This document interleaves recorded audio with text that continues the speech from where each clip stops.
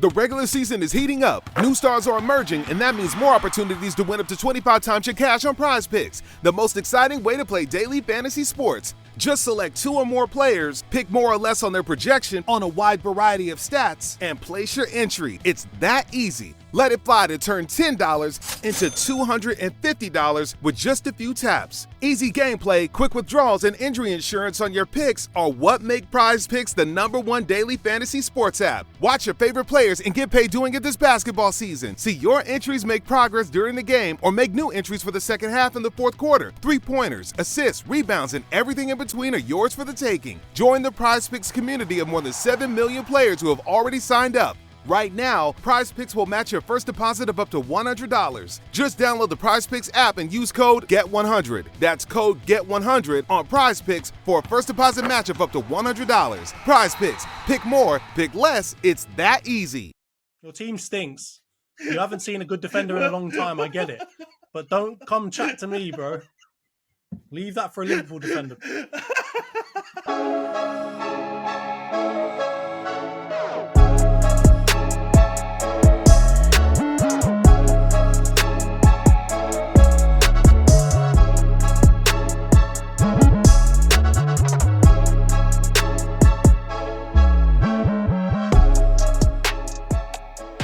Hi everyone, welcome back to the Social Media Derby.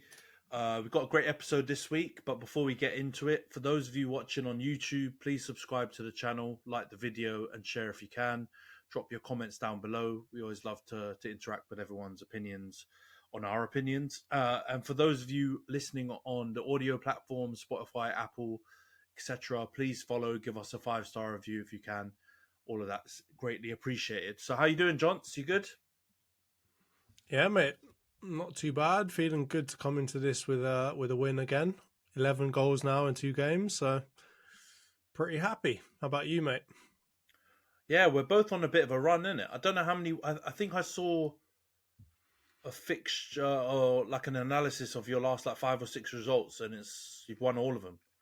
So I think it was a good couple at home as well, big thumping wins. So I think you're on like a 5-game winning streak. And I think we're on a 5-game winning streak as well. Very different results. But yeah, man, it's good to come into the pod without too much to complain about. Although we made it a little bit tighter than you guys did. But yeah, let's get into the games then. We'll start off with Luton 1, Man United 2. Yeah, it was sadly a very familiar performance and familiar result. Both for good and the bad. So yeah, unbelievable start. I think Højlund scored in like the first 40 seconds or something. Luton Town defender, I can't remember who it was, made just like a ridiculous mistake. Blind back pass. Højlund runs onto it, rounds the goalie and slaps it in with his left foot. And then I think again he scored with slightly fortuitous. I don't know. Some people are saying he did it on purpose. Some people are saying it was kind of accidental. Either way, it's not the greatest second goal, but he'll take it. You know what I mean? Millsy. So he chested us into a 2-0 lead, I think at 7 or 8 minutes in. And then for whatever reason, 10 minutes on, we just started to coast. Familiar Man United performance. Go 1 or 2 goals up and then start to just, go into our shells. Not playing with the same kind of, bite and the same kind of incisive passing. And basically draw Luton onto us and they get 1 goal back and then it becomes like a really tough rest of the first half. And then, second half, I don't know, like we played actually much better in the second half, but we just couldn't finish our dinner. I don't know how many one-on-ones with the bloody goalie we had. I can remember at least 2 off the top of my head, Bruno and Garnacho, where we spurned chances. But yeah, 2-1 win. I did predict it, so I'm happy about that. We'll have to try and, like you said before, have to try and come up with some sort of table. I think at this point I'm probably slightly behind you, but I'm starting to catch. But yeah, 2-1 victory. What did you make of the game, Johns? Did you think we deserved the win, or do you think we were slightly lucky to come out of it with 3 points? I think on quality, you obviously deserve the win because I think you're the better team. Luton obviously have been playing better recently, and obviously Ross Barkley's been looking like the old Ross Barkley, which is great. But generally speaking, I think in terms of quality and chances, you had the better of the bunch. Hoyland's goal obviously was really good. I think, the back pass was absolutely shocking, and I'm just happy to see a striker properly put that away. I feel like had that dropped to someone like Garnacho, he would have flip-flopped on it for ages and then kind of kicked it into the bar or something like that. So Hoyland to just take it round the keeper and smash it into back of the net was good enough. Second goal, I don't think it really matters really whether he did it on purpose or not, because he chested it into the back of the net basically. I think it was a generally, you had the better quality, the better chances of the match, but I don't know what you were doing, trying to like just goad Luton onto you and thinking that at 2-0 that you're finished. I think you surely of all teams should know by this point that 2-0 isn't enough, and that you will concede a goal at least sometime in the game. So I don't understand why you take your foot off the gas and not try and bang in a third and then kind of shut up shop. And obviously you had loads of chances second half that you did absolutely nothing with. Like, off the top of my head, I know there was one good kind of clearance or I guess block off of Bruno, but I think regardless of whether it's a good block or not, Bruno should score that. Another one of Bruno putting it past the post, Garnacho dilly-dallying with it. Just I think a lot of chances for you to go, up 3, but I don't know what happened. I don't know what happens to you in general, where you kind of just get really confident and then everyone takes a breath and then you all just decide not to play football anymore. So it's a weird one. I'm not sure what to make of it, but I think from your perspective, I mean, just getting a win, that's all you really need at this point, right? Maybe the style of football is not great. How easy on the eye it is not great, but from your perspective, just to keep winning, get yourself closer to getting that 4th spot is all you really need at this point. So, I don't know what to make of it. It's always a mixed bag. There's never just like a straight, oh, that was great, 100% positivity, let's move on. It's always like, yeah, we won, but we were shocking at this, that, and the other. So it's a weird one, but it's a pretty typical match of United's this season, to be honest with you. Yeah, no, I agree with you, man. But I guess there's 2 ways to look at it. I think there's one way which I think is it's a reasonable ask, but it's unreasonable in the circumstances to think United are going to start developing a style of play in the predicament that we're in. It's reasonable in that you should expect that of your team. You should expect that considering how much money we've spent. You should expect that coming off the back of our results last season. But it's kind of unreasonable because of the injuries, because of kind of all the drama and stuff going around the team this season and the position we currently find ourselves, which is still in 6th, still a little, we cut the gap massively in the last couple of weeks, which is a great thing. It's a positive. It's given us like a slight chance at top 4. But considering our results, you would consider this season an underperformance for sure. So what Ten Hag's been saying is we're going to have, 15 cup finals or now 14, 13 cup finals left of the season in the Premier League. These are the games I'm expecting. I'm expecting us to have moments of positivity. And I think the first 10 minutes, it sounds ridiculous, right? Because the game's 90 minutes. But the first 10 minutes, I was really happy with how we played. I thought we pressed them really high up. We forced the mistakes. And we actually did really well. I thought our passing was pretty crisp and incisive. And there were quite a few standout performances if you just based it on those first 10 minutes. But as soon as we, like you said, as soon as we get 2-0 up, we just decide that we don't want to play anymore. And we kind of just sit back and we kind of revert back to some bad habits that we used to have under Mourinho, under some, previous managers, where we've played slightly lower to mid-block when we get up in a game. But we don't have I don't think we have the quality, both physically and mentally, to be able to hold on to leads. We've just proven basically throughout the whole season the number of times we've given up 2-goal leads, whether it's 2-0, 3-1s or whatever, to either lose, draw, or I think the Wolves game was the only time where we somehow managed to still come out on top. Pretty much all the other results where they've followed that pattern, we've either drawn or lost. So I just don't get it. But I think at the same time, a lot of the players, this is who they are.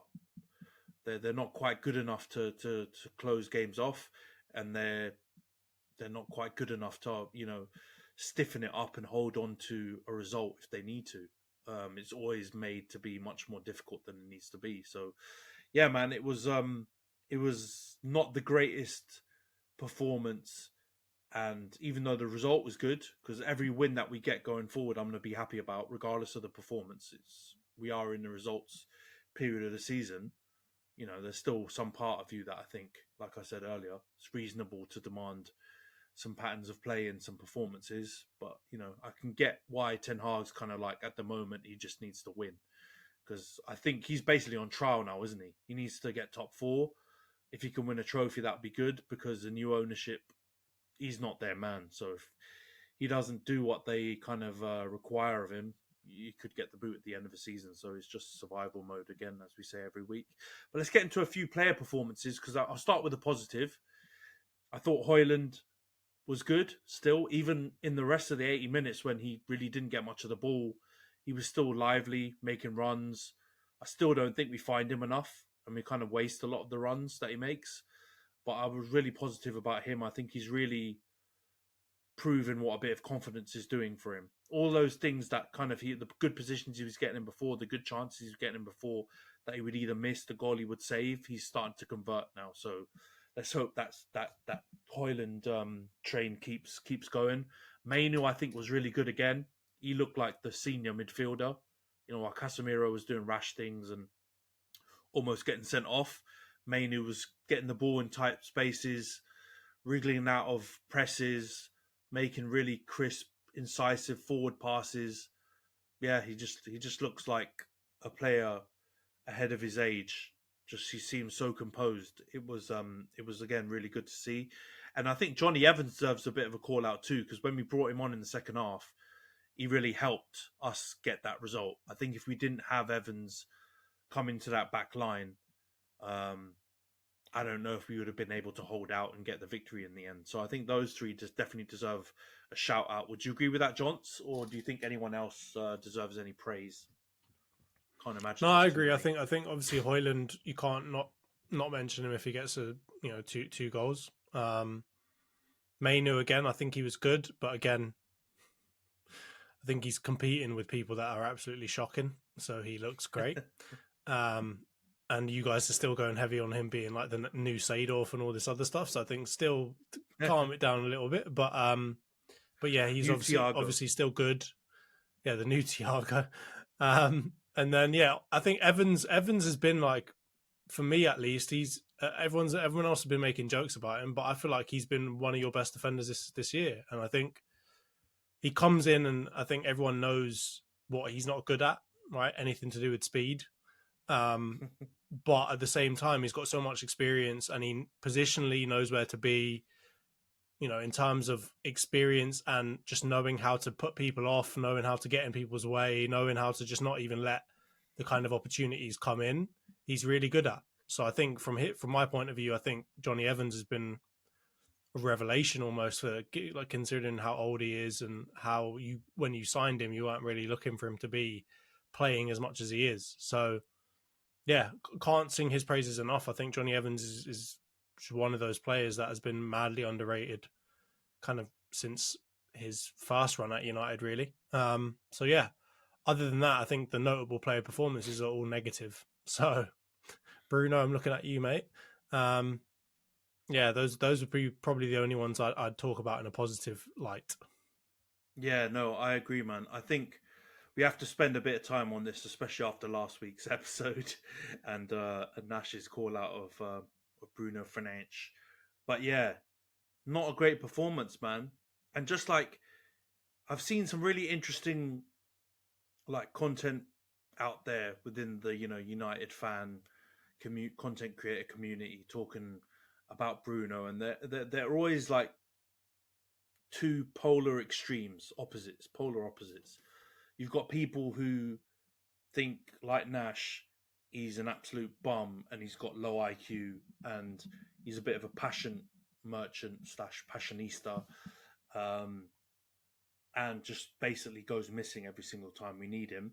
And then you've got people who just are like staunch Bruno fans and point towards all the chances he creates and or his impact on the team since he joined the club and all this kind of stuff, which I get as well. I get both sides, but this performance, he was so wasteful, and the amount of times he broke our attack down because he just tried a Hollywood ball or didn't see and keep things simple. And yeah, I mean, like you said, I 100% agree that he should bury that chance when he goes one-on-one with, I think, Lokonga, or with the goalie stranded out of nowhere in an open goal. Like that's a good clearance. I'll give it to Lokonga. It's a good block. You can't take any credit away from him because he's on the stretch, just putting anything on the line to be able to block it. It's kind of like that Sula one, right? Do you remember with Mbappe went like clean on goal as well? I think his was even closer to the goal, so maybe it was a slightly easier chance. But it's very similar in that Sula's just throwing anything at it, and it's totally down to Mbappe to miss that chance because he's got the whole goal to aim for. You could even dummy him and probably send him to the shops, kind of like Gabby Jesus did to Dallo earlier in the season, and you've got an open goal. And I think Bruno could have done the same. He could have lifted it. There's no way Lokonga's leg's gonna reach that. He could have dummied him. He could have just struck it with a bit more power and precision, and it probably would have gone through Lokonga. So, like you said, third goal, wrap it up, 3-1. I don't think I could see Luton getting 2 more goals back, even if we've kind of allowed other teams in from that scoreline. But also, I think the moment I was talking to you about it off camera just now, the moment in the final couple of minutes of added time where we've got a corner, someone plays it short to him. I forgot who takes the corner, and he plays it short to someone. They give it back to him, give and go. He decides to take on a player and then take a ridiculous shot from the most narrow angle ever, straight into Kaminsky's hands for him to throw it out for a counter attack. They get 2 corners from it. Ross Barkley headers one, narrowly scraping the bar and out, and we could have given up the equaliser. And I'm sorry, an experienced player and the captain of the club can't be doing dumb shit like that. I get it if it was Garnacho. I get it if it was a youngster. I get it even if it was Rashford, as much as Rashford should get hammered for stuff like that. Like players who have proven that they're quite immature, or just because of age, you guess that they're quite immature, you kind of forgive them for those kind of mistakes. But Bruno has no excuse. And I don't know what comes over him, man, because when you hear him talk, he seems quite logical, right? After games, I don't know if you've heard him talk. He doesn't come off as he does on the pitch. He comes off quite logical, quite clear-minded, and stuff like that, and quite self-critical when he makes mistakes or the team doesn't play well. But yet, when we get into these moments in games, he still does stupid stuff. And the one thing I'll refute adamantly whenever you get the Bruno stands saying, singing his praises, and they talk about his IQ because of some of the creation stats that he has. There's a difference between football IQ and being a creative player. He's clearly a very creative player, so some things will come off. But I don't give credit to his IQ. I might give credit to the fact he can see certain things, or he's a bit of a savant player that will try certain things, just to do it. But I don't think you can label him as a high IQ footballer. High IQ footballers are ones that take risks with the highest probability of success and can see things and pull things off to a high probability and a high accuracy level. And he's not one of those players. And he exhibits examples of just absolute brain farts and meltdowns when he just does really stupid stuff. So yeah, man, Bruno needs to have a look at himself, I think, when it comes to that side of his game. I'm less annoyed about the petulance and all that kind of stuff, because you kind of love a player on your team doing that kind of stuff because it riles everyone else up. But when it comes to making dumb mistakes like that, they're going to cost us, and they have cost us in previous games. I'm thinking of that Galatasaray game where he gave away, I think, the 2 free kicks that Ziyech ended up scoring from, both times for just really low IQ decision making. So yeah, man, Bruno, I was really disappointed is not the word, because he's done this before. It's just really infuriating to see your club captain and talisman making dumb decisions like that. And I would even extend this, before you jump in, John, to Casemiro, because as much as I don't think he should have got a red card for the second or 2 yellows, right? I think it would have been very harsh, and I would have cried about Casemiro attacks if it happened. He's still a bit stupid for doing those kind of challenges when he knows he's on a yellow card. First of all, he shouldn't. He always gets yellow cards within like the first 20 minutes. So he sets himself up for like 70 minutes of pain, and all the fans are stressing because they're thinking he's going to do something dumb and get sent off. And because he should surely know by now, you know, he's got eyes on him. He's kind of got now a bit of a reputation for doing stupid stuff and making rash challenges. And there is a bit of a Casemiro attack. So, yeah, I'm disappointed with this performance as well, because I've been shouting about it on the pod for the last couple of weeks about how we need to have Casemiro, Bruno, and Kobe. And like I said earlier, the elder statesmen of that trio are either putting up stinkers or getting pulled off at half time for almost getting sent off. So yeah, man, it's disappointing that our experienced players are the ones who are kind of letting us down, or almost letting us down in these games when, yeah, the stakes are so high. We need them to show up. We need Casemiro, Bruno, Varane. You know, Johnny Evans is the one who has been showing up. We need those guys to show up for us, and they're not so far. So, yeah, man, I think it's only a matter of time before these things come back to bite us. And against slightly better opponents, it could have. But yeah, I don't know what you think, Johns. No, I agree with you for the most part. I think Bruno, as you say, he's polarizing in that people either absolutely love him or they absolutely hate him, and there's not really a middle ground for any of that. And I think, to be honest with you, when I look at him, he's just a vibes player. I think, you know, we always talk about people like Darwin Núñez and all these other players, right, that just don't seem to have any patterns to their game. They just do whatever feels right at the moment, and for the most part, that looks stupid from people watching the game. And to be honest with you, I think, to me, Bruno is just like a playground footballer, like in a really good quality, right? He's just, you know, on the playground at lunchtime, you know, it wasn't a serious match. You weren't trying like all of the disciplined things that you probably would expect from like a proper, you know, full 11-a-side match. You're just trying things. You're just like, you know, I'm going to outside of the foot curl that one over there to him. I'm going to spray that one over there. I'm going to do whatever I want basically all the time. And I think that's what it screams from Bruno, right? He's like obviously technically a level above most of the people that he plays with. And as a result, he just looks like a year 11 to me. He looks like he gets the ball and he's just like, you know what would be the Hollywood thing to do right now? And he just tries it every single time. Like everything about him screams that to me as it's like lunchtime high school football. And I think the thing that gets him out of it most of the time is that he is technically a class above a lot of the people that he plays with. So a lot of that stuff does come off. And when it does, he looks like a star. But at the same time, when you start putting him...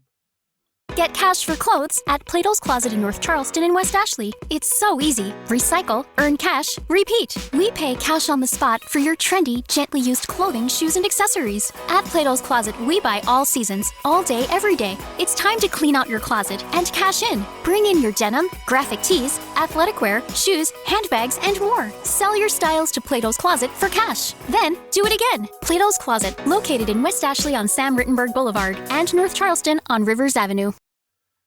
You know, around players that are a bit more disciplined, around other teams that are a bit more disciplined, and he starts trying all the stupid things that he usually tries, he tends to either look like a genius or look like an asshole.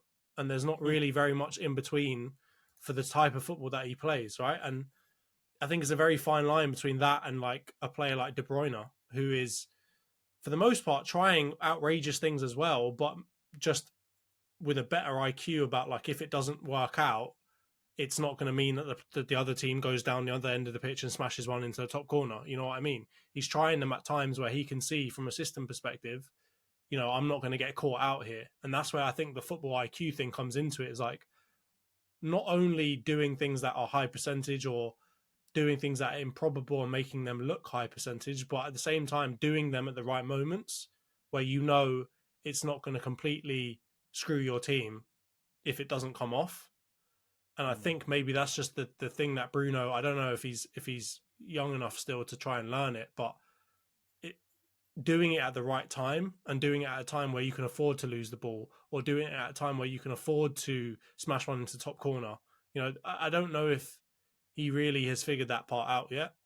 And maybe it's just because the rest of the system in the team doesn't perform that well, that like every single time he tries it, there's always some sort of jeopardy that the other team will go down the other end and smash it in, right? Like when you have Rodri or whoever next to you, it's easy to just start trying all kinds of crazy things, knowing that he's going to be behind you and Kyle Walker's on the other side, right? So I can't fault Bruno that much because I think the system of Man United is just not as good. But he's got to figure out, like, if that's not going to work, how can he play in a more disciplined way that is more of a 7 out of 10 consistently for Man United, instead of like, here's a 9, here's a 3, here's a 10, here's a 1. Like, he's got to find a middle ground while Man United are in this transition period. I don't think he will, John. So I think that's I don't think he will either. That's why I think you'll have to sack him off at some point, because I don't think he'll ever figure it out while you guys are not that good.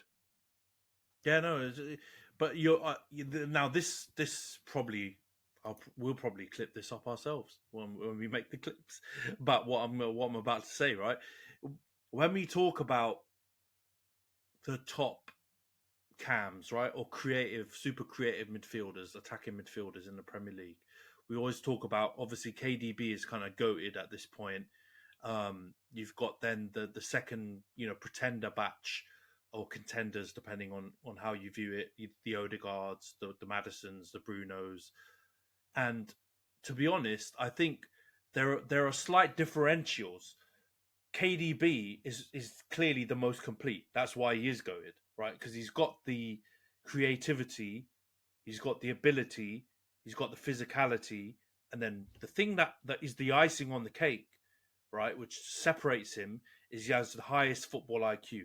So he knows when to like utilize those strengths at the right moments, and he at the highest kind of conversion rate. So he gets it right more times than others. And then when you look at that other batch, the Maddisons, the Brunos, the Odegaards, they've all got elements of those things. So they're all really creative. I would say they're all not as physical as De Bruyne. Yeah, they're less complete. More of an engine. Yeah, but I think the key differentiator, because I think maybe the physicality is one of them that puts De Bruyne above, right? He's got lungs. He's got an engine. He keeps going up and down, up and down. He's a powerful runner, which I don't think those other three are. But I honestly believe that the key separator is that he's got the highest football IQ out of the four of them. So he converts, and he's able to harness his creativity, the technicality, the physicality, and the vision or whatever, his ability, to the highest success rate. Like Odegaard probably, I think, is the closest to reaching De Bruyne levels in a one-off individual season. I think Maddison has had moments or purple patches where he's got really close, but not as long as a season as Odegaard did last season. And then I think Bruno, stats-wise, has put up the highest stats that can get closest to KDB's numbers. But those three just aren't as complete, like you said. And the thing they all don't have to the same level is De Bruyne's football IQ. I think this football IQ stuff gets thrown about too easily. True football IQ is being able to is not being able to spot a pass. It's being able to see the pass and then just determining whether or not it's possible or not. And then once you've done that, if you decided to go for it, being able to execute it. And that's what KDB has to a higher level than I think those other three. And that's not slanting them, because those are all, I would say, those are the four best cams in the Premier League, or attacking most creative midfielders going forward. But those the only other thing I'd three say about that, to add to that, though, is football IQ is also knowing what you can do. And that's the part where KDB knows what he can do, but he can also do more than the other three that you talk about. And that's the difficult thing, is that, like, with Bruno, Odegaard, and Maddison, I think some of them know what they can do and some of them don't. I'd say Odegaard and Bruno sometimes get a little confused about how good they are and start trying things that they really shouldn't be trying at the wrong moments. I think Maddison and KDB are probably closer to knowing exactly what they bring to the table and what they don't. But the problem with that is KDB just brings more to the table. So there's more opportunities where he's like, you know what, I can do exactly what is required right now, and I'm going to do it. And so, that's the only other thing I'd add to that is that football IQ is not just about knowing the situation around you and what could come off and what couldn't come off, but it's also about knowing yourself pretty well about what you can do, what you can't do. And I think KDB knows really well, like, I'm capable of playing this pass, and I'm also capable of chasing the guy down if I miss it. And I think that's the part that the other three don't necessarily have, is they either can't do as much as KDB can do, or they get it twisted that they can do as much as he can do, and they still try things that they shouldn't be trying. So I think it really comes down to the two of those things. Like Maddison, I feel like he knows he's not going to defend and he's not going to be the most physical player, and he doesn't really try to play like that as a result. With Odegaard, I think he sometimes thinks that he's I don't even know who he thinks he is sometimes, but he tries things at crazy moments where I'm just looking at him the same way you guys look at Bruno and thinking, what the hell are you doing, mate? Right? Like he runs back into really congested areas. I know that he's got very quick feet and good ball control, but sometimes he does it to an extent where I'm just like, there's 15 people within a 2 square meter area, and you want to run back in there when Saka's out on the other end, and you could just whip it out to him. So I think that's the thing with Bruno, is that sometimes he like that corner that you're talking about, right? He thinks that that's in his wheelhouse, that he can play it 1-2 with this geezer and then slap it top corner. And maybe it is in his wheelhouse on a playground or against Sunday League footballers, but against top of Premier League opposition, you haven't got the facilities to do that on a regular basis, right? And if you can do that 1 out of 100 times, you shouldn't be doing it in a game, right? You should be doing things that are slightly higher probability of actually being successful in a game. And I don't think that his judgment of himself is great, to be perfectly honest with you. I think you can see that in some of his tackling, some of the other things that he behaves. He's obviously in another world on the pitch sometimes and thinks that like something completely different is happening to him. So that would be the main complaint about him, is that you don't see KDB do that, right? Like he loses his rag every now and then, but for the most part, he's level-headed, kind of looks like he's in control. And, when you see him speak after the game, you know what I mean? Exactly. Yeah. Let me talk. Let me talk right now.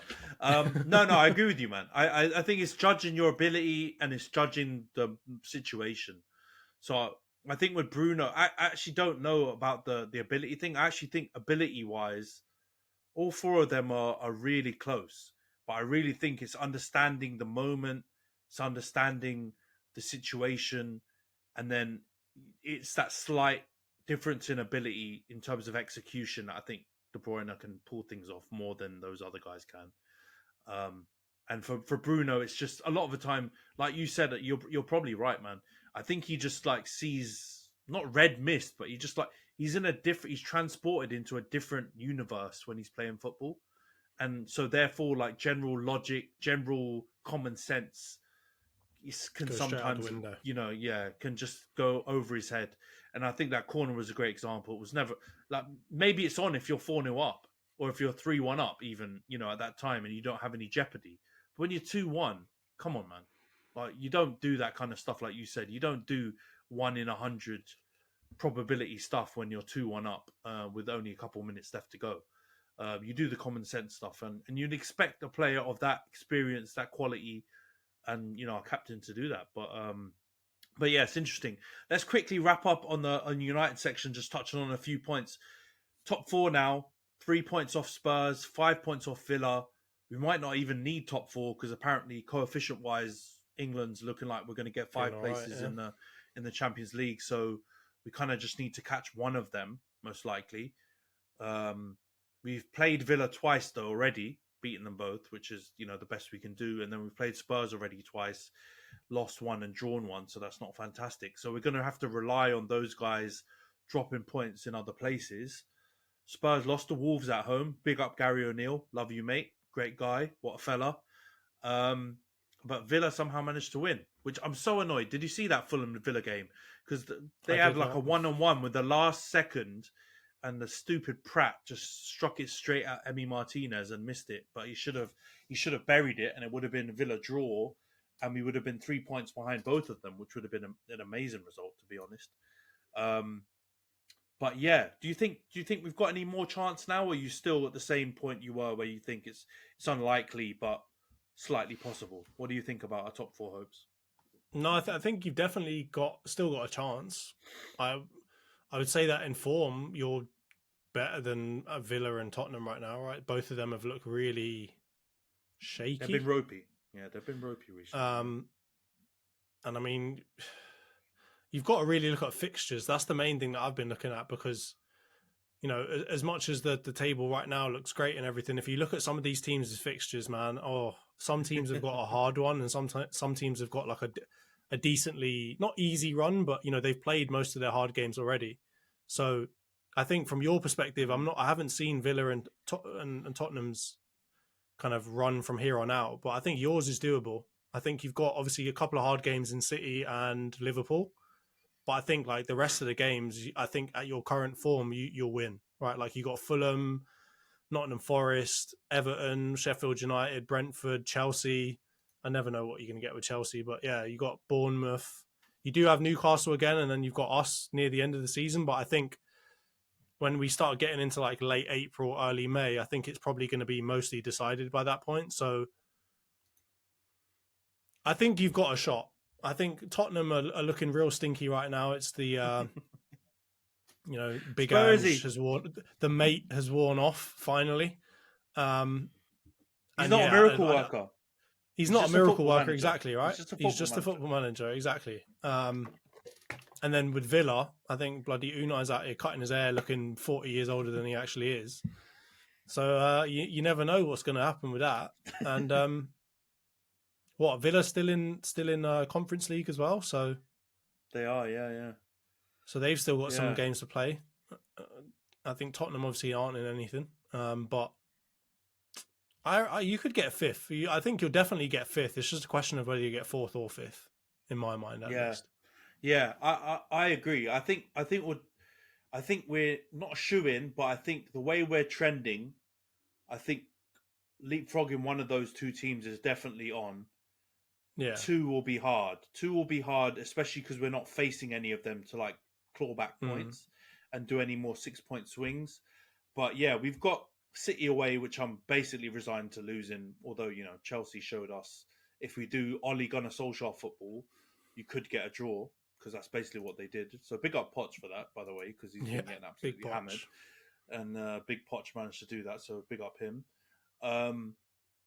But yeah, we've got City away, we've got Liverpool at home. And then I still think we've got a chance at home against the big teams. Like, I think we've got a chance at home against you guys. I think we've got a chance at home against Liverpool. I don't think we've got a chance at City. And then it's going to come down to those slightly trickier games around. Like, we've got Bournemouth away, who battered us 3-0 at home, by the way, and are a really handy team.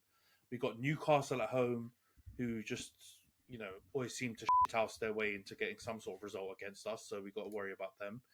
And then also, you know, we're about to nab their DOF. So they're going to want to get revenge on us again. And then who we got? We got Chelsea away at the Bridge, which even when we batter them, we still never win there. So it's interesting. But like you said, I think all of us, Spurs, Villa, and us, all have tough fixtures. I think Villa still have to go to the Etihad. They've still got to go to the Emirates. I think they've got to play each other one more time. But there's loads of games left, so I think it's too early to say it's on or off. It kind of depends also on how well you do in the FA Cup, mate. Because if you have to go into multiple tournaments and you go deep into like FA Cup as well, that's extra games on your plate. Just one though, as well. I know it's not as bad as last year, but I mean, again, I think that like plays into all of it, because Tottenham are literally in nothing, right? They're literally only in this, right? Yeah, but they're struggling. They're not in any of the rest of this. No, I know they're struggling with just this, but I mean, like, I think the deeper I'm worried about Villa season. I know you are, but you've got to worry a little bit about both, mate, because yeah, Tottenham, stink right now, but if you guys start picking up injuries again, and you're playing in loads of games, then that's another thing that could almost end your season right there. But I think you probably need to get something out of one of the big teams that you play. So either City, Liverpool, or Arsenal. I think you can't lose all three of those and come fourth. You've got to get at least something from one of those matches, I think, if you want to come fourth. No, I reckon we've got to get 6 points out of 9 out of them for us to really have fourth, which is not impossible, but it's hard. It's hard. Like, I think it will be hard, but mate, we've given ourselves such a tough mountain to climb. We're going to need to get 2 wins out of that crop, and then still be almost flawless in the rest of our games. So, yeah, I see what you're saying. FA Cup's not that bad though, I think, because you shouldn't really have any 2-legged ties. They're one-off games, so it shouldn't be that taxing on our schedule. But yeah, it's obviously a few more games than Spurs are going to have. So let's see how it shakes up. Let's finish it quickly on the Dan Ashworth stuff. I made a joke about it just now. Looks like we're going to get him from Newcastle. Man's been stuck on gardening leave already. Talk of £20 million compensation to get him out of his death row contract that Newcastle have got him in. Because apparently, if we don't pay the 20 million, they can stick him on gardening leave for 20 more months, and he won't become our DOF or sporting director or whatever until 2026, I believe it is. That will be 20 months, or the end of 2025 or something. Close. So yeah, crazy times. My little 2 pence on it is super happy with him coming in. He's clearly someone that everyone's been chattering about as, one of the best in class. He's gone a bit of a like kind of grassroots traditional route to get here. He hasn't just, jumped from one big club to another. He's worked his way up through West Brom. I think he went into England and played a big role in the youth teams in England. Then went to Brighton. Played a big role in them kind of solidifying their spot in the Premier League, and then unearthing all the gems. And now he's been at Newcastle for the last, I don't know, was it like 14, 15 months or something like that. And now it looks like he's going to join United. So I'm really happy with that.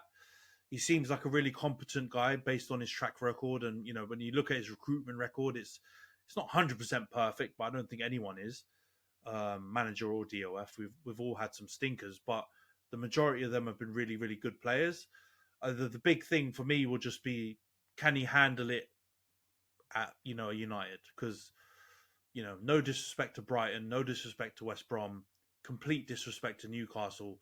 They're totally different size of clubs, right? They're absolute minnows compared to what he's going to be, the pressure and scrutiny he's going to be under at United.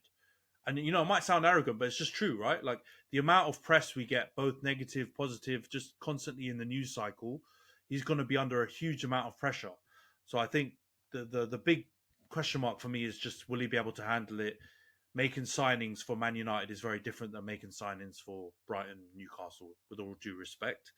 You can have some stinkers, buy some players who are, on the upward curve, but they're not going to be expected to achieve straight away. And at United, he will be. So it's going to be a hard job as well, because he's going to have to get rid of a bunch of players. I think that's probably a bigger task for him, to try and get some money back for some of these players we've got on big contracts. But yeah, it's going to be an interesting one. What do you make of it, John? Do you reckon it's football's gone mad that we're all talking about DOFs now with 20 million transfer fees, or what do you reckon? I think yeah, obviously football has gone mad, but I don't think it's exclusively because of you guys, right? Like, I think everybody has the same importance that they place on DOFs and chief executive officers of football operations and all this other stuff, right? It's just the way that things go with big teams now, especially in the Premier League. So I don't think that's all that mad, but I think Dan Ashworth's success is very much dependent on Omar Barada and the people around him, because he's coming into a team, just like you said, where everyone knows you got money. Even if you don't, sometimes they know that you've got money and that you're willing to spend, and they're going to try and rip you off. And that makes the director of football's job a lot harder, because a lot of it is wheeling, dealing and finding gems here and there and everywhere else. When you're Brighton, it's easy to go into like the bloody J League and say, hey, I want this guy. Can you give him to me for a couple of million? And they're like, yeah, sure. You're only Brighton, never heard of you before. Fine. But when it's Man United coming in, they're like, all right, the price has gone up. Today's price is not the same as yesterday's price. So from that point of view, he's going to have somewhat of a mammoth job on his hands. And that's where people like Omar Barada and other people that are coming in are going to have to be really good to say, you know what, I'm putting my foot down. I'm not paying more than this. I'm not paying more than that. We're not putting him on a 5-year, 500 grand a week contract, right? So I think he's going to rely heavily on the team around him to really be successful. I don't think you can think of him as just being successful in isolation. So I think it's really going to come down to the overall system. And if you can shore up some of the other positions that you're looking for, if you can shore up some of the other areas of football that you're kind of looking to improve from a staff perspective, then I think that he's in the best position to succeed. It's still a risky one, though, because you are Man United and people are going to be talking about you left, right, and centre. There's going to be rumours all over the gaff. You're not going to be able to get people in quietly under the radar. It's going to be front page news every day of the week. Even players that he's not even looking at, he's going to see them all over the front page and think, who the hell put that rumour out there? And he's going to have to deal with that because Newcastle ain't, no one's checking for Newcastle like that when they go and buy Anthony Gordon. No one gives a crap, right? No one's really checking for Brighton too heavy up until more recently. So he's gonna have to get to grips with that, because that must be annoying as hell. Imagine it's like playing Football Manager, and before you even put in a bid for somebody, people, reporters are coming and asking you, how much do you want to pay for this guy? Exactly. So it's a hard one, and he's gonna have to figure out how to deal with that. And mate, if you pay that 20 million compensation, you guys are nuts, right? Fargo, the new virtual assistant from Wells Fargo, makes banking faster and easier. Like this. Fargo, what's my checking account routing number? And this. Fargo, turn off my debit card. And this. Fargo, what did I spend on groceries last month? And that's just the beginning. Do you, Fargo? You can. In the Wells Fargo mobile app. Learn more at wellsfargo.com/getfargo. Terms and conditions apply. Your mobile carrier's availability and message and data rates may apply. Wells Fargo Bank, N.A., member FDIC. I don't know how they keep getting people on these death row contracts out here, and how managers keep getting paid off for these crazy amounts of money. But you guys are starting to rival proper transfer fees just to get directors of football and managers and whatever else. It's mental. The argument, though, is we'll wrap it up quickly because we've spoken so much about United for the beginning of this pod, but it kind of makes sense though. For me, I'm not that PO'd about the 20 million compensation stuff, because the amount we're spending on players who a lot of people could argue, are not necessarily the most important people at a club for it to be, really, really successful. Players come and go. A lot of the time it's to do with the structure, the managers in previous time, for example. So I'm not that outraged by it. I think people are just kind of a little bit taken aback because we don't see those sums are, bandied around too much for, directors of football. I think it just nowadays it gets more reported on. I think we were always paying money for these kinds of things. It just wasn't reported on as much, right? People weren't checking the books like they are now on every single thing because of bloody Man City's 115 charges, man. Yeah, well, maybe City were, because they were paying shell companies all over the place for Mancini and all that. Yeah, they just had an eraser, like a rubber out, and were just erasing lines in some black book locked up in a safe somewhere. Yeah, in a shell company with no office and just no fixed abode and all that kind of stuff. But exactly. No, allegedly, Ocean's 11, mate. Allegedly, allegedly. But I think the highest fee I ever saw banded around the media was stuff about Potter getting bought out of Brighton for 10-15 million or something like that. So I actually do think this is kind of a newer thing in football where these big sums are being paid for managers, for other backroom staff. But for me, I just think it's just football catching up to football. We're paying 100 million for rubbish players. You're paying 70 million for potential now these days. It makes sense and it's logical that people are going to start paying 15, 20, 25, 30 million pounds for managers, directors of footballs or whatever. That's just how it's going. It's just monopoly money for them. So let's see though. It is a risk. It is a step up. I think everything you said makes complete sense. Let's see how he can cope with the pressure at a team like United. And yeah, hopefully, fingers crossed for my sake and all the United fans. He's able to help us along with Omar Barada kind of right the ship and get us back to winning ways. Let's move on to Arsenal then, Johns. So it was Burnley 0, Arsenal 5. You rightly mentioned earlier, you've slapped in 11 goals over the last 2 away games. Absolutely bonkers. This game was a real goal fest. And again, I think your attackers have been on fire, man. I know there were a couple of set-piece goals in the West Ham game. This one, correct me if I'm wrong, but all of your attacking players, or all the goals came from attacking players. So you had a goal from Odegaard, 2 from Saka, a goal from Trossard and from Havertz. So, yeah, what did you make of the game overall, and how happy are you to see all of your attackers firing? I think it was a great game. It was again, it's another example of a team coming and trying to play, and then we win. And we win convincingly. I don't know what's happened. Is like everyone just stopped watching Arsenal or something, and stopped doing low block football against us. But you come out and play against us, and mate, you're getting battered. I'm sorry to say, unless you're bloody Liverpool or Man City, if you come and try and play against us, we're gonna batter you. So from that point of view, it's just I'm loving it, and it's I'm reminiscing now off of last season. Right, we were doing this more frequently last season, and these last couple of run of games, I guess even as you mentioned it, the last 5 games ever since we beat Liverpool, we've been on a good run, and we've been scoring a lot of goals. So it's mental. Like, I think, I can't remember the exact stat, but I think we've scored like 21 goals in 5 games, which is mental. Like on an average goal per game, we're scoring like 4 goals a game. So from my point of view, I love it. And not only that, but we're starting to see some of our star boys and our great players build their stats up again. So everyone will get off their back and stop saying they're having a terrible season.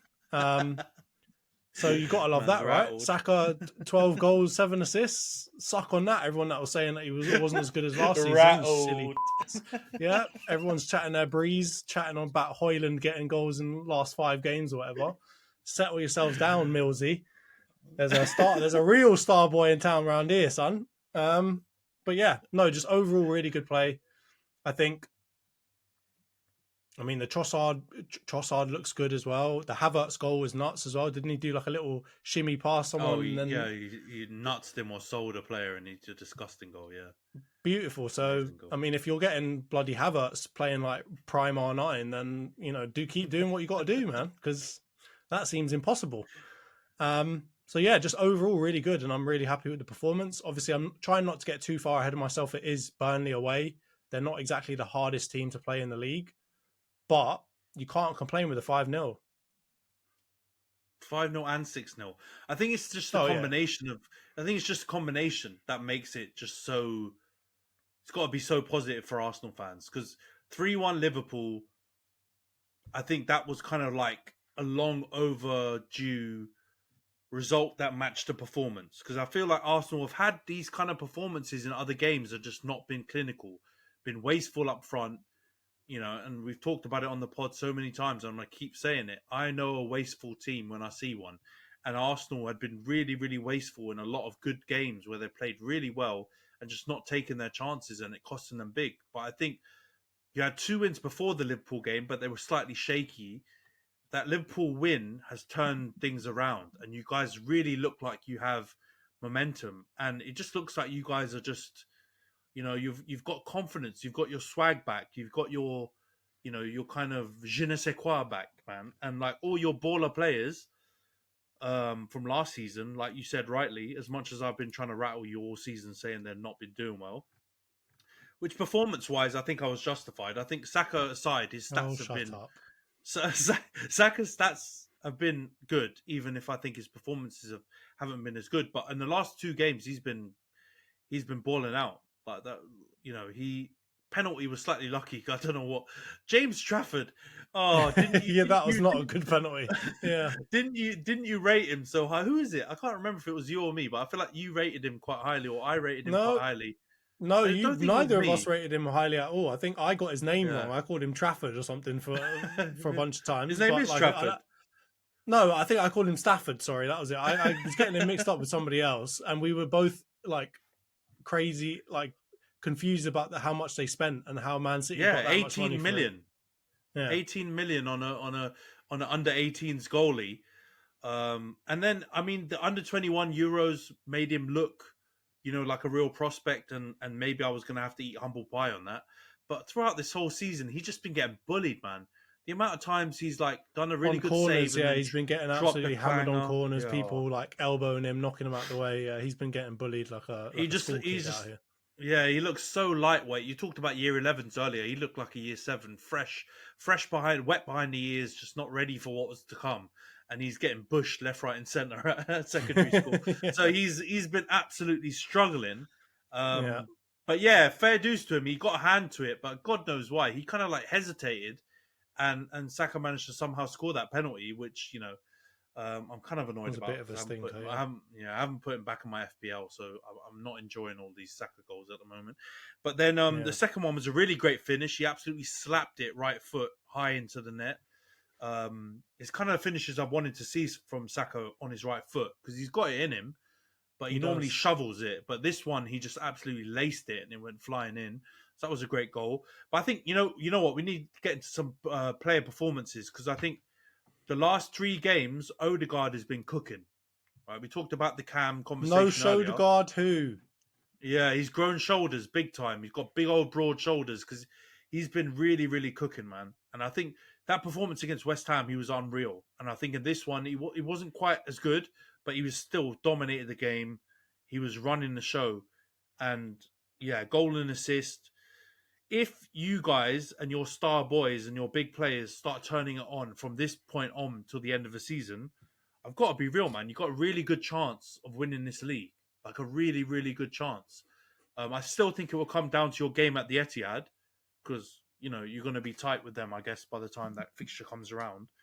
And you're probably going to need to win it, which is going to be really hard, right? So I'd still make City favourites because of that. But you're really gone from boys to men over the last that tricky patch during Christmas and New Year's. Really, I thought it was going to be your downfall, but you've bounced back really well from it. So I think Odegaard has been one of those key players that has done that, and Saka was great as well.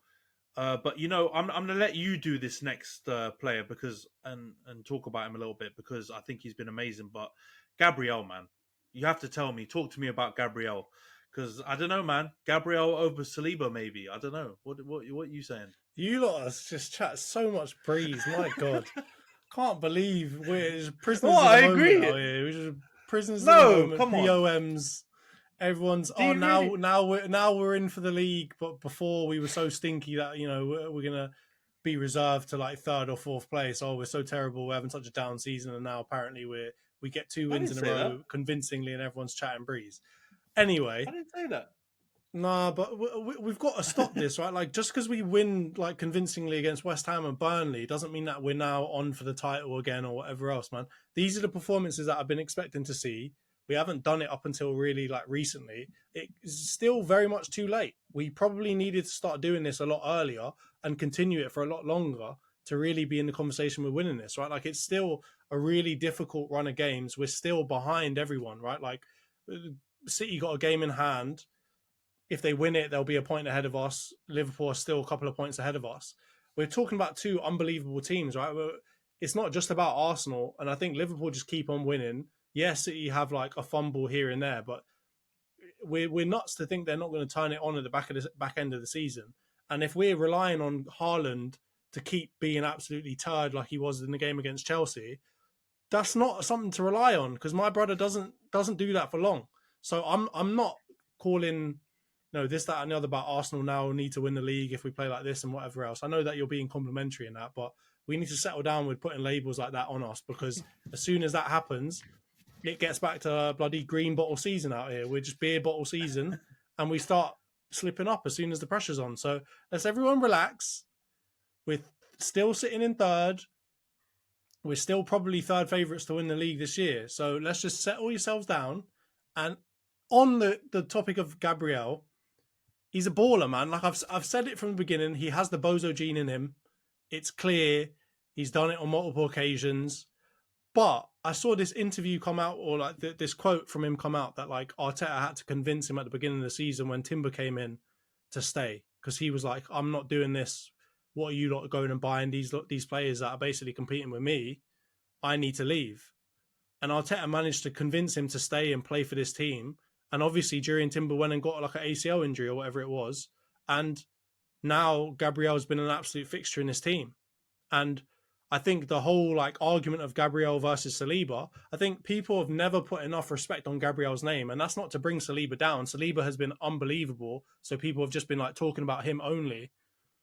And he also comes with that Rolls Royce tag that Gabriel doesn't really have, because Gabriel's a bit more manic, a bit more like, a bit quicker, you know, a bit more of a shit house, etc., etc. So you don't really get that Rolls Royce tag if you play like that.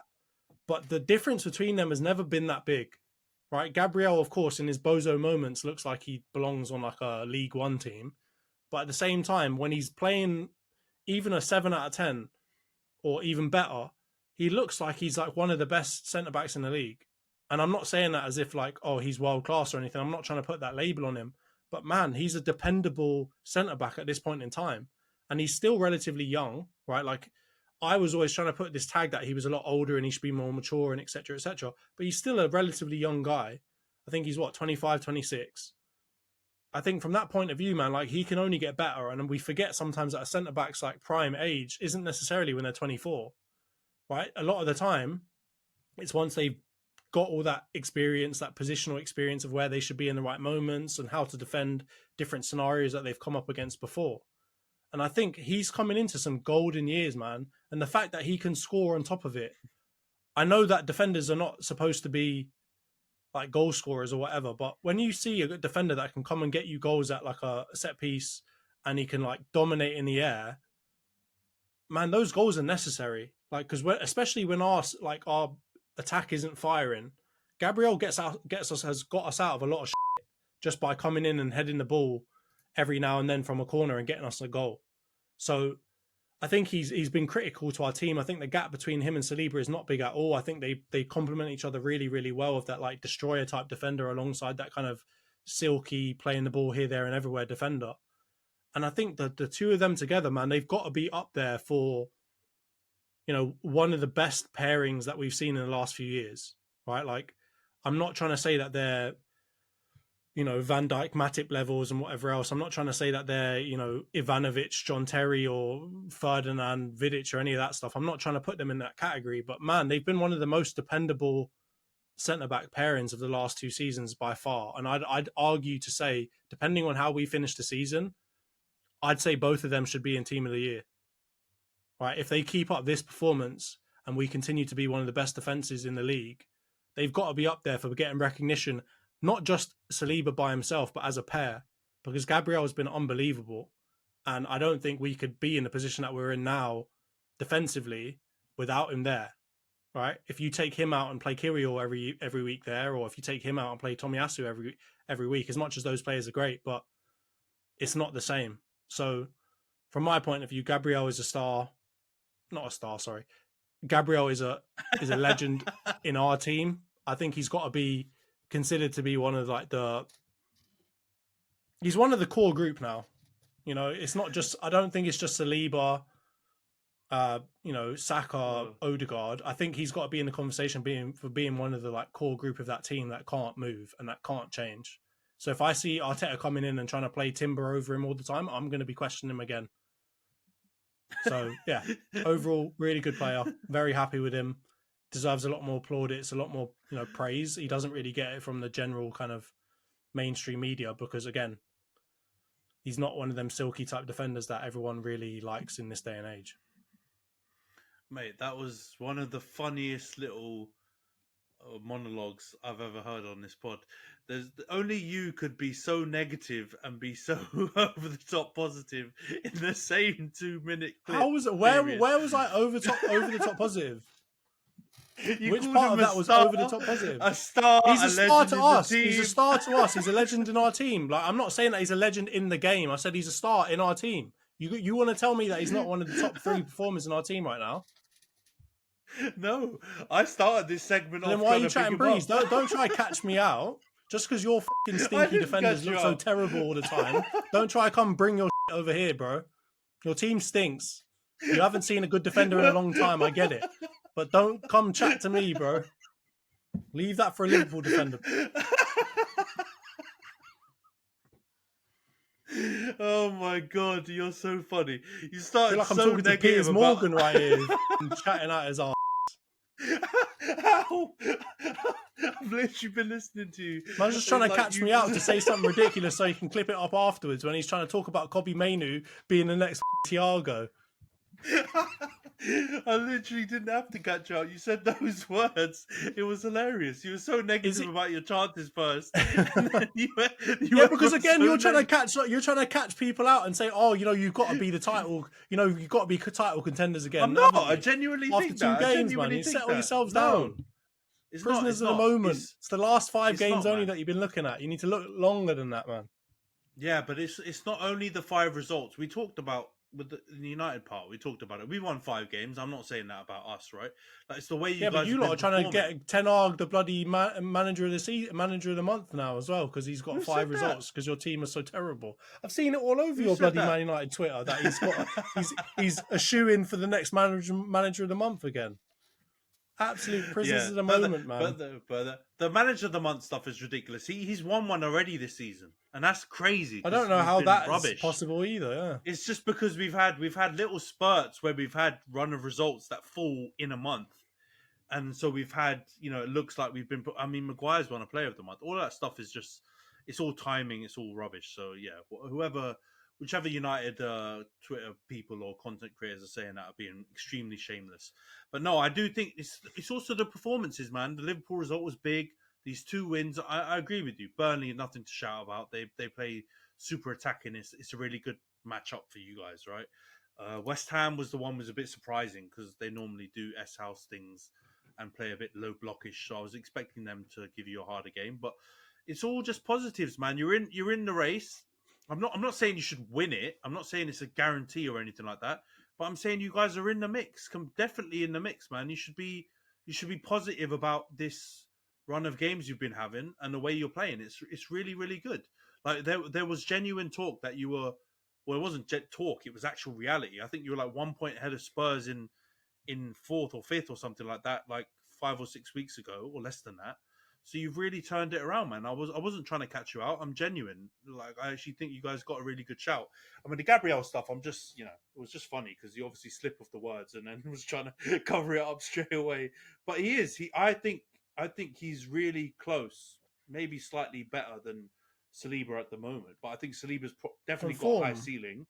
Yeah. Well, no, I think he's a better player right now, but I don't think in the end he will be remembered as the better player. I think Saliba will overtake him as he gets older, as he starts to like iron out certain things in his game and he gets a little bit more experienced and consistent. I think he'll end up being a better defender than Gabriel. But I think it's undeniable that right now, Gabriel is a better defender than Saliba, and he's the one that has been like I can't remember bozo moments this season from him. I know he scored an own goal against Liverpool, but that wasn't his fault. That wasn't his fault at all. Own goal I've ever seen as well. He got screwed over. Yeah, got completely screwed over by Raya and Saliba, both kind of playing a role in f***ing it up. So I think he's been flawless this season, and I agree with you. I think it will be hard for them both to be in Team of the Year at the end of the season unless you win. If we don't win the league, he's not. But, yeah. I don't know if either of them are going to get in Team of the Year. But even if he doesn't win the league, I would say if Liverpool win it, for example, then probably Van Dijk needs to go in there, and he's been really good. Yeah, but I'd be happy with Van Dijk and Gabriel in the centre back pairing. I think this season Gabriel has been better than Saliba. I'm not saying Saliba again. It's not one is bad and one is good. I think they've both been very good, but I think Gabriel. I just think you're right. He's in, I wouldn't say like the golden age or whatever, but I think he's in his prime. He's getting close to his beginning. Prime, yeah. He's the beginning part of his prime, and he's going to have a few more years. Touch wood, doesn't get injured or something like that for you guys' sake, and he manages to keep it going. But I think, I wanted to talk about him because I think he's, he always is under the radar, and because I think people have got a bit of PTSD based on some of his bozo moments before. And they've condemned him to always be that player, like he's going to be like Titus Bramble or something like that. He's not.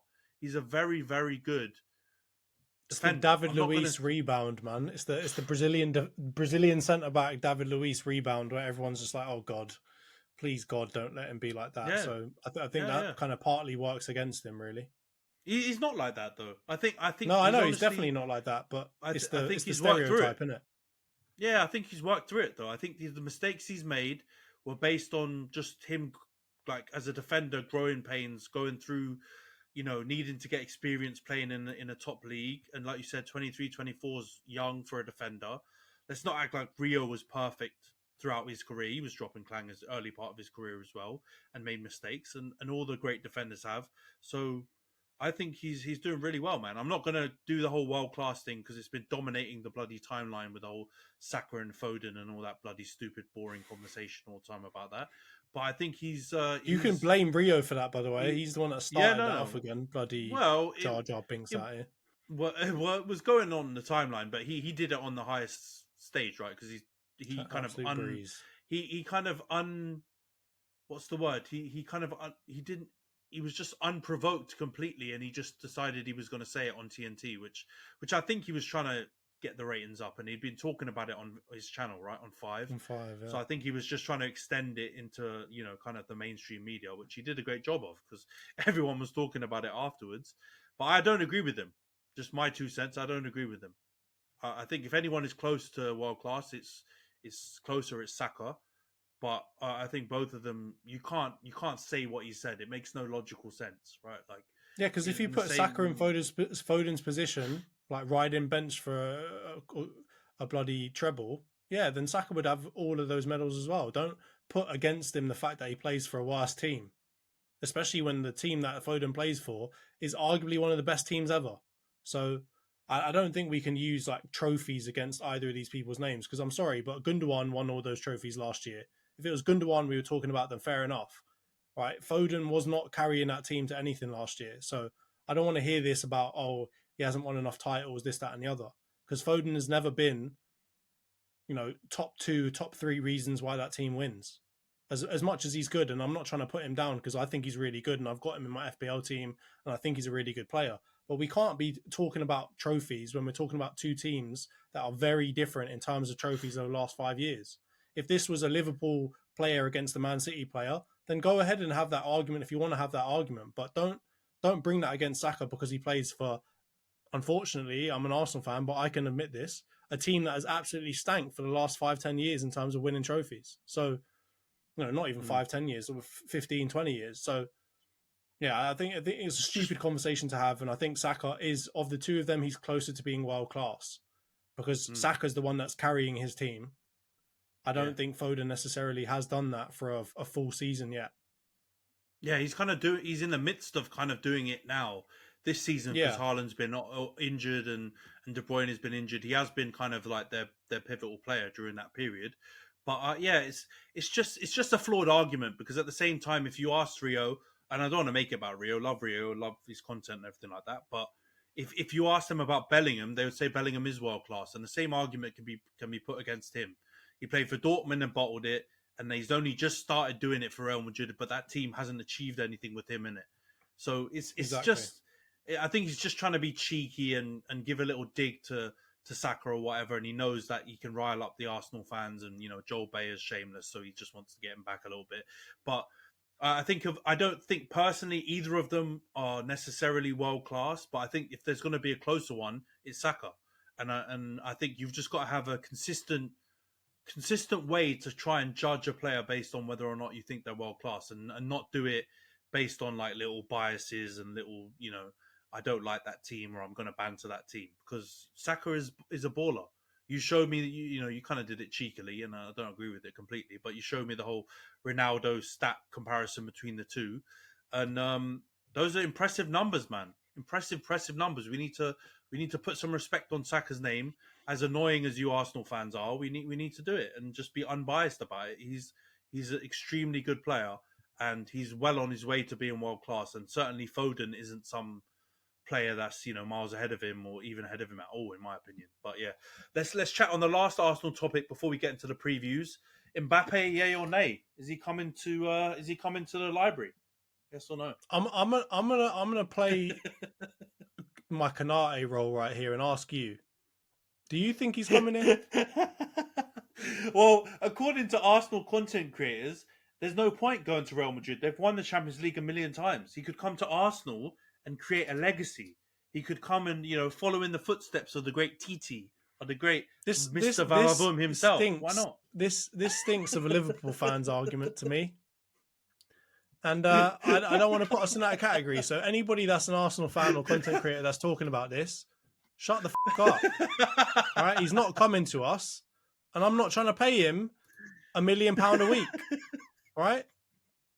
And what do you think is going to happen when Mbappe walks into the team and he's got Saka there and Odegaard here and Havertz there? You think he's going to come in and be like, "Oh, I know that you guys are the legends of the team. I'm just going to, I'm or not legends of the team, but like, you guys are the ones that run the dressing room." He's not going to come in and say that and say, "You know what, I'll blend in. You know, I'll work my way into it." He's going to come in with his stupid Teenage Mutant Ninja Turtle looking face and say, "I'm the boss here now." And it's not going to work. It's not going to work under Arteta. It's not going to work with the rest of our team. And as much as I would love to have a player of that quality in the team, just think about it logistically, how that is going to work in our team. Do we have enough money to pay for him? Would we want to put ourselves into the FFP madness that would exist once you're paying him, 20 million a month? No. Right? So realistic? No. Logical? No. A good topic to talk about to get viewers? Yes. Yes. Apparently it is. So let's let all of that go. Right? As Kanate said, we all know where he's going. We ain't got to talk about him. He's going to Real Madrid. All right. They're going to be an unstoppable force. No one's going to win the Champions League for the next 20 years. Let's just leave it at that. All right. No need to talk about Mbappe coming here. I don't need that PSG drama that he's doing over there coming over here. We've already got enough people chatting absolute breeze about us. I don't need another reason for everyone to talk breeze when he comes in and does 007 for the first 7 games because Arsenal apparently ruined players, right? So we ain't got to do all that, right? Leave that to the Mudriks and the Havertzes. We don't need to do that to apparently the best player in the world. It's been so funny watching and looking at the discourse about Mbappe to Arsenal or Liverpool or the Prem in general and all the. I really hope all of its banter is just like clickbaiting, trying to reel people in to try and watch their content because it's just not happening. I actually rate Konate for that post match interview that he gave. It was just class. keep it a buck with everyone and just say it's not happening, man. Don't even chat breeze to me about it. We're not getting Mbappe. We know where he's going. But, we let's just nip it in the bud, right? We don't need to see "Hey Killian" trending on Twitter when the Liverpool idiots go mad on that and say it's he's coming to Anfield and he's never going to walk alone and all that rubbish. He's not coming to England. I doubt he'll ever come to England. If he did, he may go to City in a couple of years' time or something like that if Haaland leaves. Otherwise, the traditional teams, the Uniteds, the Liverpools, the Arsenals, he's not going there, right? He's Galactico settings. Maybe United of about 5 years ago under Ed Woodward, we would have been dumb enough to do something like that. But I think the way we're trending, and Arsenal and Liverpool run way too well. They're managed way too well to let someone come in for 5 million after tax a week and completely destroy their structure. So, man, don't mess with the legends of Arsenal's team. Let's go to the preview. And wait, before you try to get away with that, first, shut up. Second of all, we should all be happy if he goes to Real Madrid because then somebody else might be able to nab some of their other great players, right? Like they can't keep Rodrigo, Vinicius, all these dons, man. Let someone else pick up some of these great young players. So let him. They will, man. As I said, bloody Donatello looking face out here. Go over there, right? No, they will, man. They'll be able to keep him. Let's try and nick someone from their team. They're going to be able to keep everyone. They will, man. You think long term they're going to be able to keep all them players? You think none of them are going to be like, you know what, I've had enough of this. I'm going to go somewhere else because I think they're going to lose a couple of them players in the next 3 years. Yeah, I mean, I don't think it's unbelievable that one or two of those players might leave, but realistically, I don't think it's a certainty either because they're going to. No, I know financially they don't have to, but I think I just mean like squad building. Someone's going to get annoyed. Either. No, I don't think so. I think a lot of them players want to be the best, though. Yeah, but those three. I mean, you're right. The only thing that I think you're right on about it mainly is what you talked about the Arsenal what you talked about being like a problem for him joining Arsenal, which is that he might just rock the boat and piss everyone else off, and everyone might not want to play with him. But I think they could play a front three of those guys, of Mbappe, Rodrigo, and Vinicius, and Bellingham could go more to a traditional midfielder role with Tchouaméni and Camavinga. Because think about and Valverde, because they're gonna Kroos is old, Modric is leaving at the end of the season. They will have space to move people around in that team, and then Endrick's so young that I don't think he's going to come in demanding to play every single week.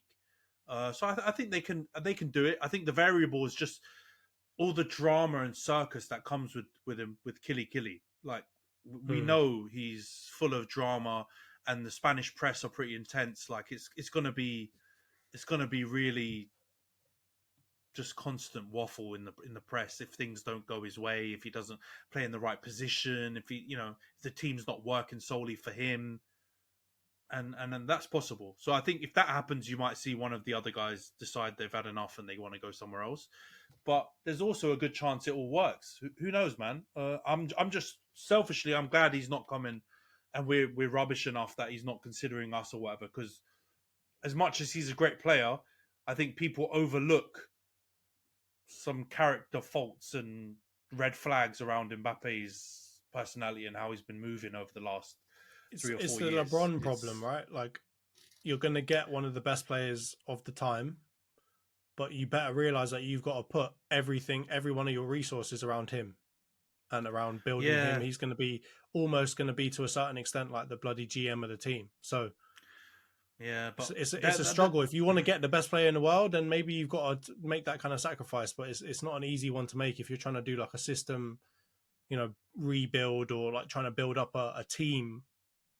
I don't think it's the right move, really. I think only the Galactico type of model that Real Madrid have, where no one is bigger than Florentino Perez, could ever work in that way. But everyone else, I think, can't really work like that. Look at PSG, right?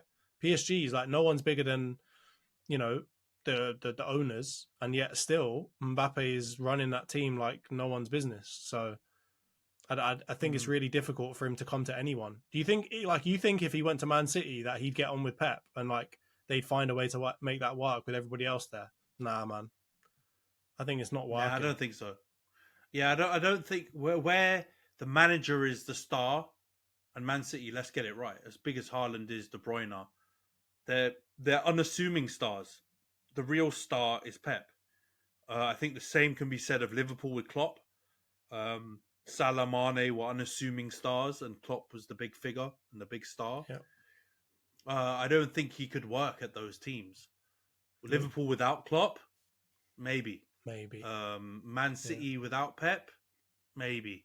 United with Woodward, definitely. Arsenal, I don't know about any.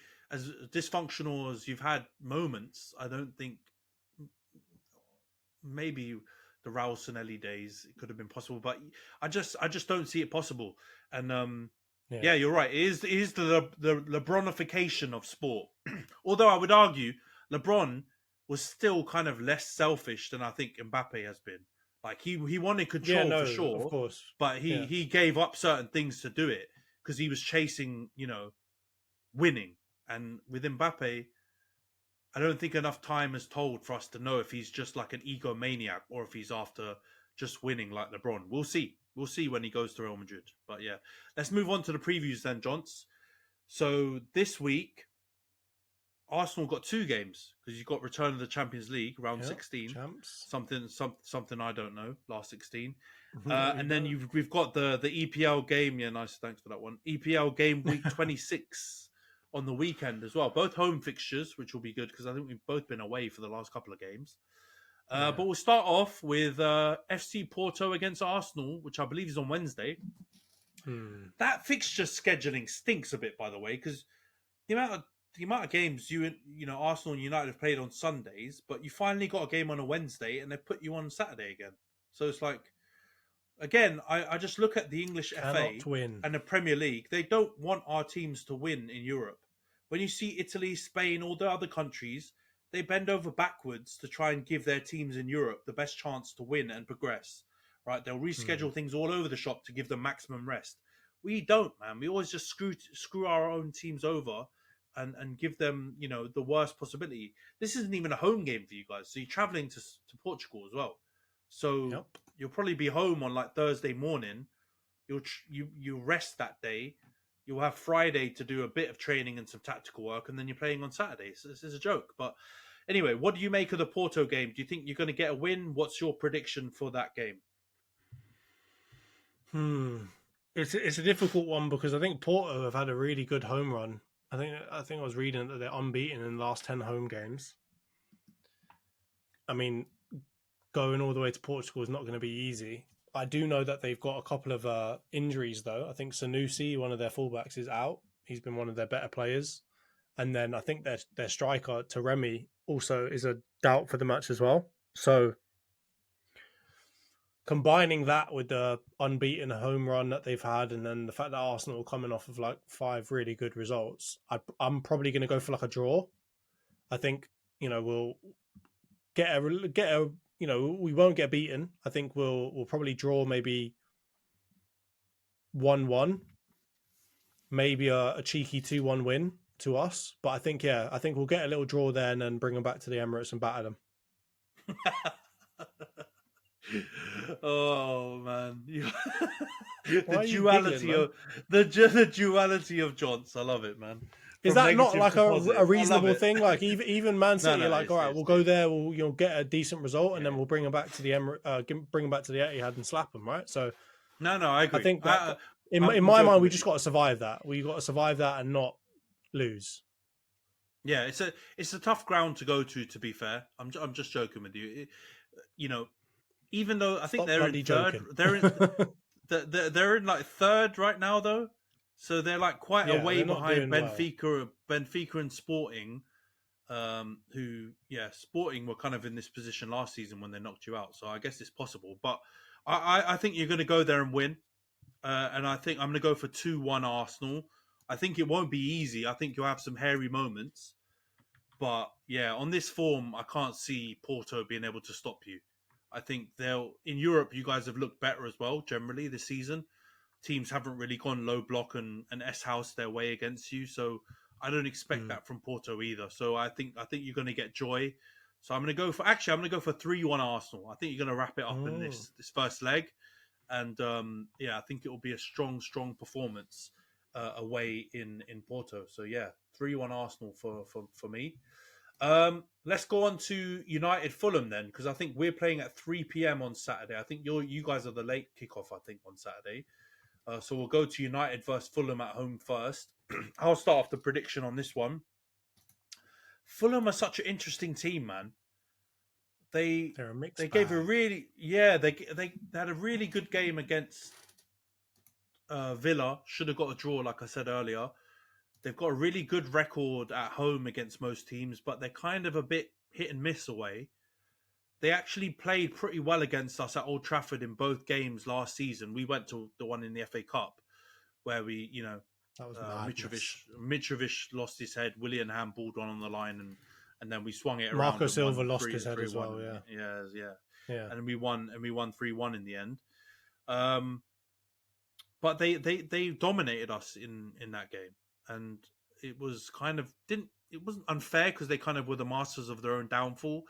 But it felt a bit harsh on them considering how well they played.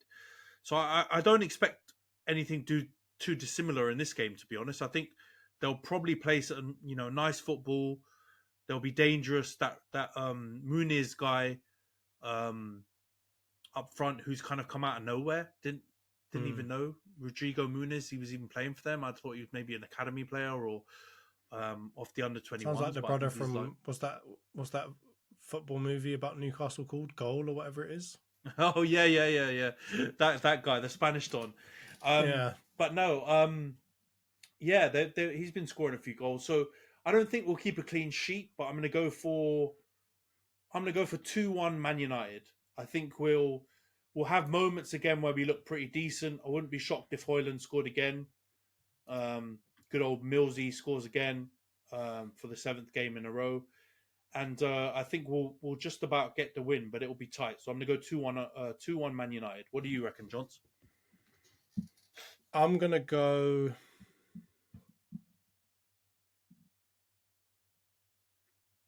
I'm going to go for a 2-0 Fulham. Oh, who's trying to do content now, you bastard? I'll explain that I'm doing that because of how they played against us. When they were piling it on, being really physical and absolutely battering us. Yes. That was at Fulham. No, I don't care where it was, but we played against them recently and they were just running amok all over us. Calvin, Bassi just slapping people down, all kinds of crazy physicality. I can see them absolutely running amok at Old Trafford. And selfishly, I want them to do well based off of me predicting that they were going to go down. Yeah, we'll focus on that near the end of the season. We'll have a look back at all of our stinkers, which there've been plenty of. But let's go on to the Arsenal Newcastle game then. Ooh. Yeah, it's actually it's not even the late fixture; it's a super late fixture. It's at 8 p.m. on a Saturday. Bloody hell! I didn't even know they did 8 p.m. Saturday games. But all right, that must mean there's no early kickoff on the Saturday because they normally shift the 12:30 to the 8 p.m. for a late game if it's about. So that means you're going to be on TNT Sport. So Jar Jar Binks, as you called him, Rio will be on your game, giving you some grief, I'm sure. So Arsenal Newcastle, didn't they draw last season at the Emirates? And they played some real rugby settings football and just somehow managed to S-house a draw. Yeah, it was a 0-0. What do you think? Do you think the game's going to go a similar way, or Newcastle have looked like they've been a little bit leakier this season than last season? So what do you think the result will be? I'm going to go for a 3-1 Arsenal. And I think they'll try it, but they've still got loads of injuries. I don't think they're quite as good as they were last season. I don't even think they're quite as good as they were against us this season, earlier in the year when they kind of shit-house to win against us. So I'm going to go for a 3-1 Arsenal win. I think they've got so many injuries, man. And I'm not trying to, play a little violin for them or anything, but up front, you are a bit. Yeah, but up front, Isak, Wilson, both injured. I'm happy to see. Looks like Joe Linton's also injured too, because he's the main culprit for shithousery when they play against us. I don't know. Bruno G hates you guys as well. He does, but without massive Joe Linton next to him, see if it happens again, mate. Rice and Havertz are going to absolutely do you in, you little prick. So yeah, I think we'll go for a 3-1 Arsenal win. I don't think they're going to be quite as good, or the game is going to be quite as competitive as it has been the last few fixtures. Yeah, no, I agree with you. I think Arsenal are going to win. I think it's going to be 2-1, though. I think it won't be quite as convincing as you're making out scoreline wise. I think you'll deservedly win. But yeah, Newcastle's biggest problem is scoring. They scored 2, I know. They drew 2-2, was it, with Bournemouth? But Dubravka, he had a stinker in that game. But big up Dom Solanke, FPL, what a legend. Yeah. But yeah, I think they've got problems scoring with all their attacking firepower kind of out. They're relying a lot on Anthony Gordon. They're relying a lot on Bruno G's goals from midfield. They're relying a lot on Fabian Schär and stuff like that. Yeah. Somehow just getting goals here and there. They're relying on people that you wouldn't expect to score. Yeah, it's not sustainable. It's like early on in the season, your attackers weren't scoring enough goals. It becomes sticky at some points, right? I actually think the bad bout of results you guys had was kind of best part to do with, your attackers not being fluid enough, not putting away chances. But at least they were available. Like Newcastle, I just don't think they've got them available now to do anything, right? You can't lose Isak and Wilson as much as. Did you see the way Wilson injured himself? Absolute idiot. He was trying to fight. He was fighting a defender, and started scuffling with the defender, and I think he dislocated his shoulder or his elbow or something, trying to wrestle with one of the defenders, and it was all him. The defender wasn't even engaged, and he went and started it, and yeah, the defender finished it. So yeah, he's a plonker. Sounds like someone I know. I think his name is The Butcher. No. What did he do? I knew I'd get you with that one. We got fallen on. Who's fell on fishing now, baby? Kufau fell on him, stupid. But yeah, no, that had nothing to do with the butcher, mate. He's unlucky. Didn't it? He's an innocent butcher. He is. He's an innocent butcher. Mate, but no, he's just a Newcastle fan in disguise. How? I hate Wilson. He's a useless twat. I like Isak though, but yeah, Isak's the real big miss actually of the two. Because I think Wilson, he's just a podcaster these days, right? Like a Mikel Antonio. Isak is the real gunman. He's the one who would give me sleepless nights if I was an Arsenal defender if he was playing. But yeah, he's not. Yeah. So I think you guys should win. They'll probably score like a jammy goal or maybe a set piece or a deflection or something, or Fabian Schär will maraud up front and somehow score a goal. But I think you'll get the win and you'll keep marching on, man. And I think, am I right? Liverpool play on Wednesday because they've got the Carabao Cup final on the weekend. Oh, yeah. So I was thinking originally you might be able to like temporarily go above Liverpool, but I expect them to beat Luton in the week. It's at Anfield, so if they do, you desperately need that win just to stay close to them and be in the mix. But I think you'll get it. So I'll go 2-1 Arsenal, and you keep marching on towards the title, man. But anyway, let's wrap up the pod here. An hour and a half. It's been good, man. We haven't talked for a little bit, so we've had a lot to catch up on. Hopefully, this winning run and the titles that keep being Arsenal and United win big. Another win for both teams. This week it will be, another variation on that. Let's hope that carries on next week, and we can talk about more wins for our teams. It'd be nice if you guys the only title that United get into this season, isn't it? Well, it might be nice. I was just about to say it might be nice if you guys, got taken down a peg or two. Come on, Porto. Come on, Newcastle. Get in there. Slap them back down to earth. I've been praising them too much. Mate, slap you back down to earth, mate. You need to slap yourself back down to earth, you silly. Mate, I'm literally this close to the earth this season. How dare you?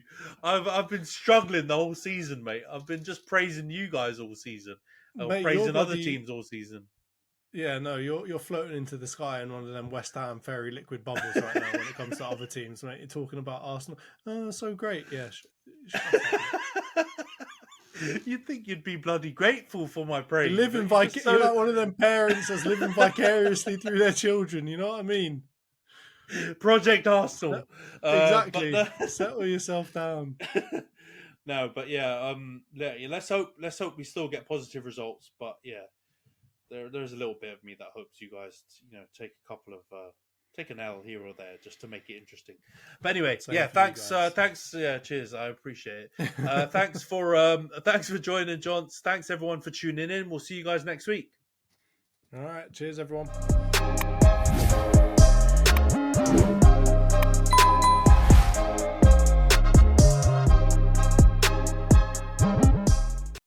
Sports Social Podcast Network.